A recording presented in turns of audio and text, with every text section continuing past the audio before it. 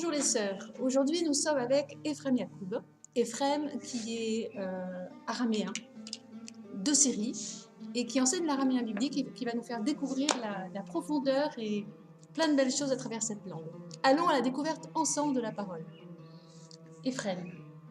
Oui, bonjour.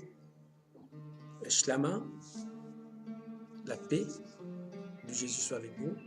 Je vais un peu vous donner l'envie de nous suivre en juste lisant les premiers versets de la Genèse en araméen. Et puis, on va les commenter. Mais je voudrais d'abord écouter ce que le texte français dit et après, on lira le texte araméen.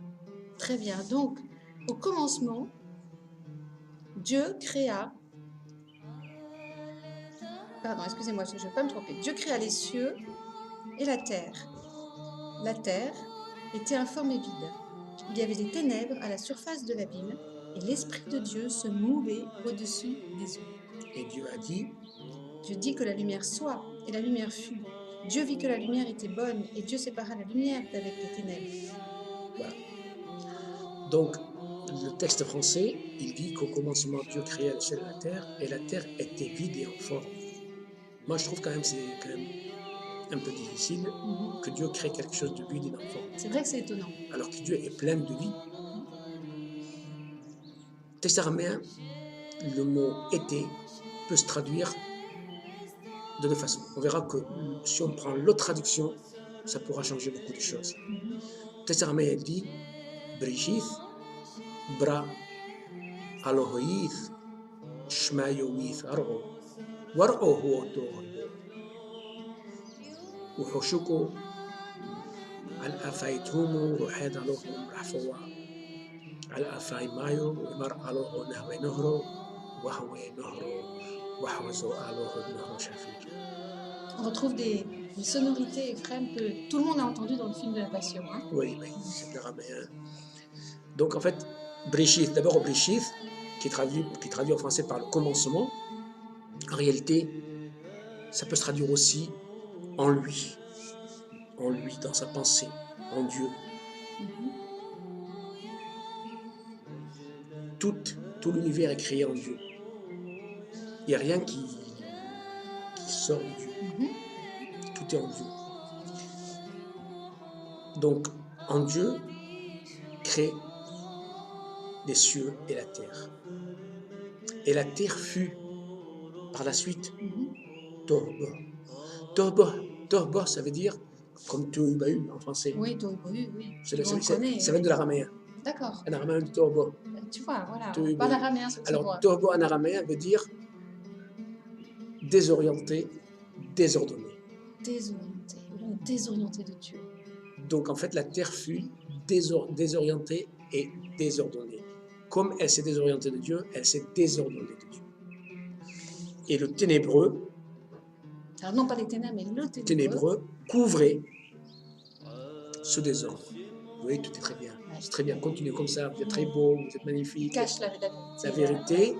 Mais l'Esprit de Dieu, elle ne veut pas que vous restiez sous le joug du ténébreux. Elle mouvait sur l'eau. L'eau de quoi? L'eau pour faire le baptême. Et oui, tout de suite pour ce baptême. Évidemment, parce qu'on voit quand Jésus est baptisé, on voit la colombe qui mouve sur l'eau et qui vient se poser sur Jésus. Donc, cette le mot araméen mouvait sur l'eau, ça veut dire qu'elle battait de l'aile sur l'eau. Donc, dès le premier verset de la Genèse, on trouve notre baptême. Exactement. C'est magnifique.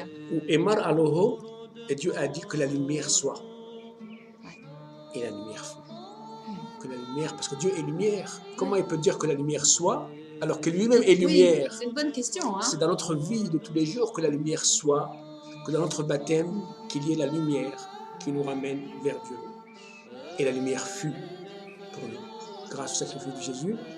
Et Dieu a trouvé que ce sacrifice de Jésus était beau, que la lumière est belle. Et il fait une nuit, et il fait un jour. On est dans la nuit, et on commence un nouveau jour. Voilà, mes frères et sœurs. Juste, Ephrem, juste une petite précision, je voudrais revenir sur ce vide. Ce vide, alors, pour finir, c'est simplement l'absence de de Dieu, lumière, bien sûr, et de Dieu. Dieu, bien Hein. sûr. Et pas de vide en soi-même. Elle fut désorientée parce qu'en fait, en se désorientant de la lumière, on est dans les ténèbres. Marie, elle est toujours restée orientée vers C'est Dieu. C'est celle pour qui est ça qu'elle était orientée. pleine. Marie est pleine parce qu'elle est Il n'y a pas de orientée vide. toujours vers Dieu. Nous, on s'est C'est désorienté magnifique. de Dieu et en se désorientant, on est devenu tubu, on est devenu désorienté et désordonné. Magnifique. Et le ténébreux, le démon, est venu. Hop, très bien, couvrez. Couvrez, nous laissez dans notre ténèbres. Mais Dieu ne veut pas. L'Esprit de Dieu mouvait sur nous et Dieu a dit que la lumière soit, la lumière fut. Alors déjà, le premier mot, brishith, c'est un mot composé de trois mots araméens. Le mot B, ça veut dire en ou au. Rish, ça veut dire lui. Et. En lui et. En lui et. Trois mots pour donner brish au commencement.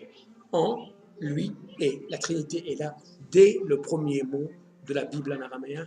Le premier mot biblique est trinitaire. C'est quand même extraordinaire. La Trinité, alors le baptême. Alors que le peuple juif ne savait pas. N'avait pas une idée de la Trinité. Ils vont laisser le mot brishith dans la Bible. Et seul l'araméen et l'hébreu conserveront ce mot. Toutes les autres langues vont mettre au commencement. En arabe, ils mettront enfin, les mots changent. Seulement en hébreu et en araméen, ça restera la même. C'est B, en, riche, lui, ou penser en Dieu, et. Voilà. Amen. Merci Ephrem. Il ne nous reste plus qu'à contempler, à regarder Marie qui est là derrière nous, qui est toute orientée vers Dieu. Et pour nous aider en ce sens, on continuera les entretiens avec Ephrem. Et la prochaine fois, nous nous retrouverons sur les noces de Cana. À bientôt mes sœurs.